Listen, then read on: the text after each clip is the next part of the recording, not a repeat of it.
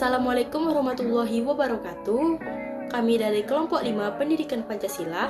Pada pertemuan ke-15 ini, kami ingin menjelaskan materi kami yang berjudul Implementasi Nilai-Nilai Pancasila dalam Bidang Pertahanan dan Keamanan.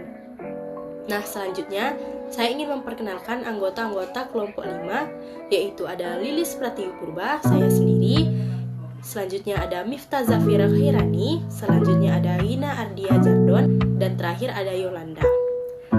Nah, langsung saja kita akan mendengarkan penjelasan materi-materi dari anggota kelompok 5. Implementasi Pancasila dalam bidang pertahanan dan keamanan. Implementasi Pancasila dalam pembuatan kebijakan negara pada bidang pertahanan dan keamanan harus diawali dengan kesadaran bahwa Indonesia adalah negara hukum. Pertahanan dan keamanan negara diatur dan dikembangkan menurut dasar kemanusiaan, bukan kekuasaan. Dengan kata lain, pertahanan dan keamanan Indonesia berbasis pada moralitas keamanan, sehingga kebijakan yang terkait dengannya harus terhindar dari pelanggaran hak-hak asasi manusia. Bidang pertahanan dan keamanan terkandung dalam Undang-Undang Dasar 1945 Pasal 27 Ayat 3 yang berbunyi, setiap warga negara berhak dan wajib ikut serta dalam upaya pembelaan negara. Bidang pertahanan dan keamanan secara tegas dan ditegaskan dalam Undang-Undang Dasar 1945 Pasal 27 Ayat 3 dan Pasal 30 Ayat 1-5. Dengan demikian, kedua pasal ini menegaskan seperlunya partisipasi seluruh rakyat dalam pembelaan negara. Pada saat ini terdapat bentuk organisasi keamanan yang dibentuk secara sengaja dan terorganisasi secara modern seperti pertahanan sipil, satuan pengamanan lingkungan, dan sebagainya. Uraian di atas memperjelas dan membuktikan kepada kita bahwa Pancasila mampu menampung dinamika perkembangan masyarakat. Pembangunan bidang pertahanan dan keamanan secara tegas ditegaskan dalam Undang-Undang Dasar 1945 Pasal 27 Ayat 1. Selain itu, ada juga Pasal 30 Ayat 1-5 yang menegaskan mengenai setiap warga negara berhak dan wajib ikut serta dalam usaha pertahanan dan keamanan negara. Adapun bunyi Pasal 30 Ayat 1-5 yaitu sebagai berikut. Pasal 30 Ayat 1 berbunyi, tiap-tiap warga negara berhak dan wajib ikut serta dalam usaha pertahanan dan keamanan negara. Pasal 30 Ayat 2 berbunyi, usaha pertahanan dan keamanan negara dilakukan melalui sistem pertahanan dan keamanan rakyat semesta oleh Tentara Nasional Indonesia dan Kepolisian Republik Indonesia sebagai kekuatan utama dan rakyat sebagai kekuatan pendukung. Pasal 30 Ayat 3 berbunyi, Tentara Nasional Indonesia terdiri atas Angkatan Darat, Angkatan Laut, dan Angkatan Udara sebagai alat negara yang bertugas mempertahankan, melindungi, dan memelihara keutuhan dan kedaulatan negara.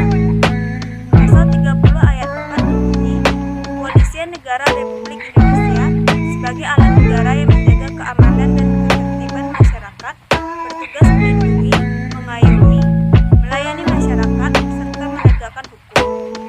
Pasal 30 Ayat 5 berbunyi, susunan dan kedudukan Tentara Nasional Indonesia, Kepolisian Republik Indonesia, hubungan kewenangan Tentara Nasional Indonesia dan Kepolisian Republik Indonesia di dalam menjalankan tugasnya, syarat-syarat keikutsertaan warga negara dalam usaha pertahanan dan keamanan diatur dengan undang-undang. Ideologi Pancasila. Pakar Hukum Tata Negara Indonesia, mantan Hakim Konstitusi dan sekarang menjabat sebagai Menko Polhukam Republik Indonesia, Mahfud MD, dalam bukunya Membangun Politik Hukum, Menegakkan Konstitusi, mengatakan ada dua alasan mengapa Pancasila tidak dapat diganggu-gugat sebagai sebuah ideologi bangsa. Pertama, Pancasila dinilai sangat cocok sebagai platform kehidupan berbangsa bagi bangsa Indonesia yang sangat majemuk agar tetap berkaitan erat sebagai bangsa yang satu. Kedua, Pancasila termuat dalam pembukaan Undang-Undang 1945 yang di dalamnya dan pernyataan kemerdekaan oleh bangsa Indonesia, sehingga jika Pancasila diubah, maka pembukaan undang-undang pun diubah. Selanjutnya kita akan membahas kaitan dengan ideologi Pancasila. Pancasila bukanlah ideologi tertutup yang tidak dapat menyesuaikan dengan perkembangan dan bersifat kaku. Keterbukaan Pancasila sebagai ideologi merupakan salah satu keunggulan Pancasila sehingga tetap dipertahankan oleh bangsa Indonesia. Tugas kita sebagai generasi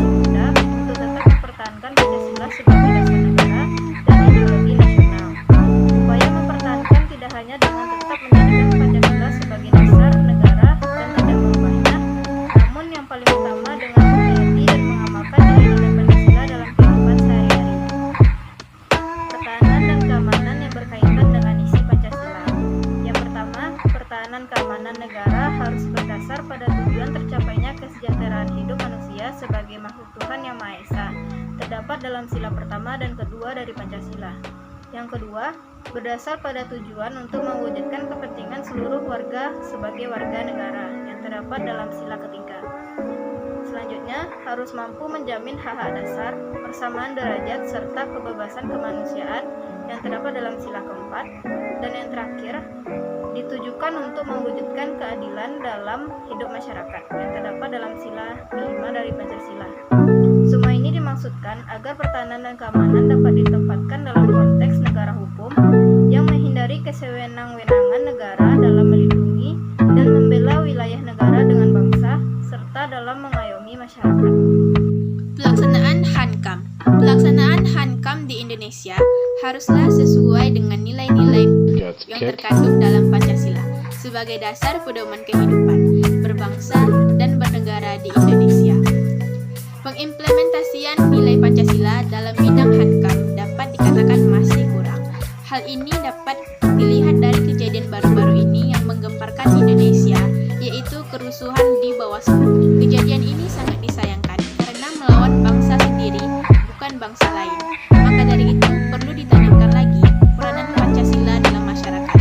Contohnya seperti kita sebagai mahasiswa dapat menyebarluaskan nilai-nilai Pancasila dengan cara sesekali dapat melakukan sosialisasi mengenai Pancasila di kampung-kampung dalam acara organisasi mahasiswa. Baiklah, itulah tadi hasil presentasi dari kelompok 5 yang membahas materi tentang implementasi nilai-nilai Pancasila dalam bidang pertahanan dan keamanan. Baiklah, jika ada kata kami yang salah dan penjelasan yang salah, mohon dimaafkan. Saya selaku moderator menutup presentasi kami hari ini. Terima kasih. Wassalamualaikum warahmatullahi wabarakatuh.